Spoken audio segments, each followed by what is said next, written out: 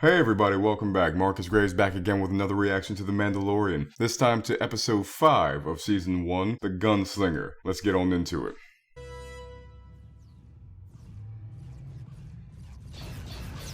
Oh, we're starting right in on it, huh? Alright. I can bring you in warm, or I can bring you in cold. Exactly what he said in the first episode. That's my line.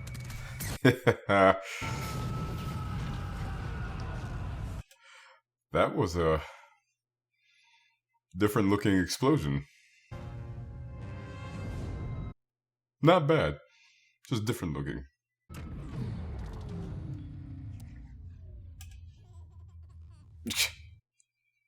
Stock baby laugh. Cute, but stock. This is Mos Eisley Tower. We are Mos Eisley. Oh. Excuse the yawn.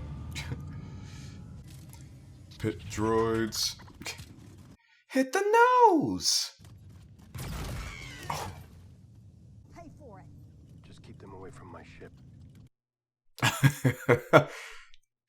I know it's ship. Sounded like he said, keep them away from my shit. So he does have a well, I was gonna say he does have a thing against droids. Obviously, seeing everything that happened to him back in his past. However, he was also willing to be diplomatic with the IG droid. More observance. That's a dope shot. I remember that from the trailer, and it's a dope shot. I guess some more observances will just be needed on his droid aversion.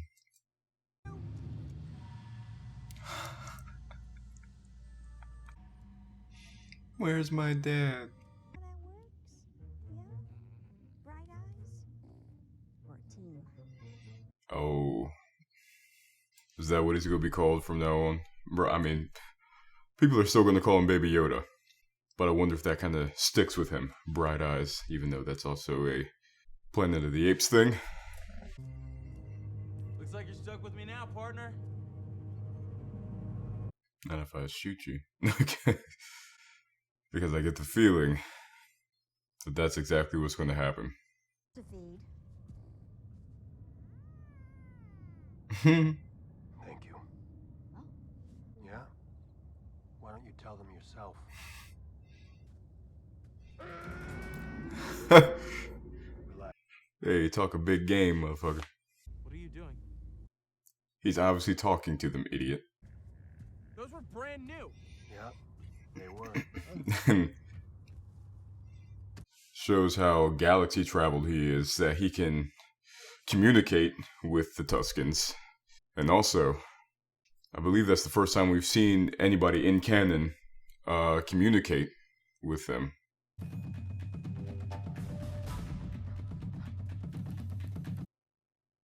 Oh shit! Oh shit! And at that range, Beskar held up.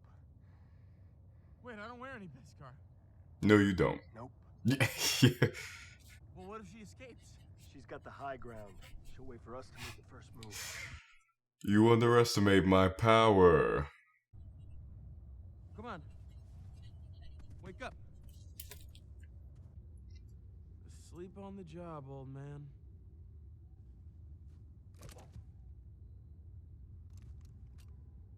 You done?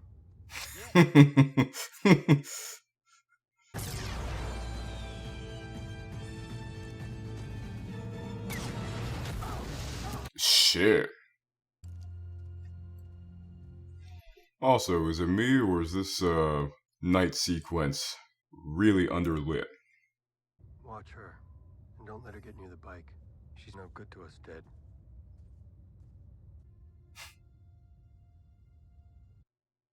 And yes, I do realize that he said, he's no good to me, she's no good to me dead, which is like Boba. He's no good to me dead.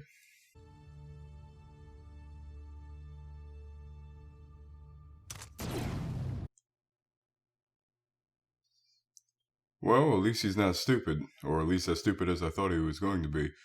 But, I mean, unless she gets back up, I wasn't expecting Ming-Na's character to go out that quickly.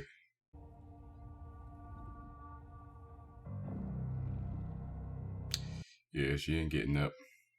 Wipe yourself off, man. You dead. You're a guild traitor, Mando. I knew it. So he is still kind of stupid as I thought he was going to be. It's like, don't let him put his hands behind his helmet where you can't see. He's a freaking Mandalorian.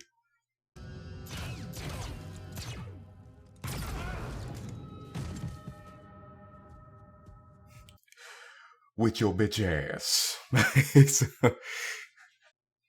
And I was right. He did shoot him later. Oh. I'm pretty sure that's pretty much going to be all of my reaction to Baby Yoda. To Bright Eyes here.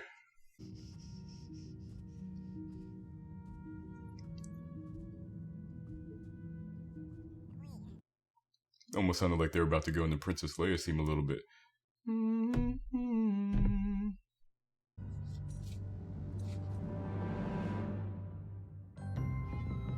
Dave! Hey everybody, if you're enjoying the content, please consider heading on over to my Patreon page and becoming a patron. Not only will you be helping to support the channel, you'll also be gaining access to exclusive content and benefits, such as early access to my videos, full reactions, and my Patreon Discord chat. So, if you're so inclined, head on over to my Patreon page, the link is down below in the pinned comment, and become a patron. Before I dive into this episode, I've been hearing some back and forth as it pertains to the fourth episode, the previous episode, and in how it didn't serve the story, or it didn't progress the plot any further, which some of what was observed in that episode was the fact of, one, him trying to hide, he and the child, but also giving him a glimpse into a life that he could have. So you convey this internal conflict of the character, this desire to maybe settle down, have a family, but he also has his Mandalorian culture, he also has to protect this child. So you establish that in those episodes, and the fact that he's kind of flirting with the idea. That shot, I didn't mention in my previous video, but imagery in the scene of him taking off his helmet in front of the window where people could see. It's like he's literally in front of a window with kids on the outside, a window into what he could have, flirting with putting down, setting aside the culture for that. Why do I get into this now? Well, because this episode, while showing some things about the Mandalorian, that he's galaxy traveled, he's able to communicate with Tuskens and everything, he's got some mileage on him when it comes to going from place to place and learning some cultures and this and the other. Other than the fact of, once again, reconveying, I should say, the fact that the guild is after him, and that he is in a position to really trust nobody, all things that have been conveyed previously. So, to give more of a finer point on why I went into episode 4 to go into this one, it's because I've been hearing a lot of flack delivered to episode 4 for not progressing the story, this and the other, which the story seems to convey that yes, it does. The story as it's crafted, yes, it does. However, this episode, even though it's directed by my boy, written by my boy, it was very much one of those Clone Wars episodes where it's the setup in the 3-part series that you're doing. The fact that the guild is after him, being reconveyed, redundancy. That he can trust nobody, redundancy. This episode will obviously play into things later. However, this episode by itself, this episode not expecting a continuation and taking into account the context that we've had before of previous episodes, it's a redundant episode. This episode has found itself in a interesting holding pattern, reconveying things previously stated, i.e. redundancy, but setting up elements that will come later. So yes, this was a limited episode, not necessarily in the episode itself, but as the episode fits within this tapestry that we've seen so far. Yes. Had this episode come out after he left Navarro, would it be as redundant? No. You would have come to a planet on the Outer Rim that is Tatooine, which everybody tries to hide out on. You would have shown that the Guild is continuously after him, relentlessly after him. There's nobody that he can trust.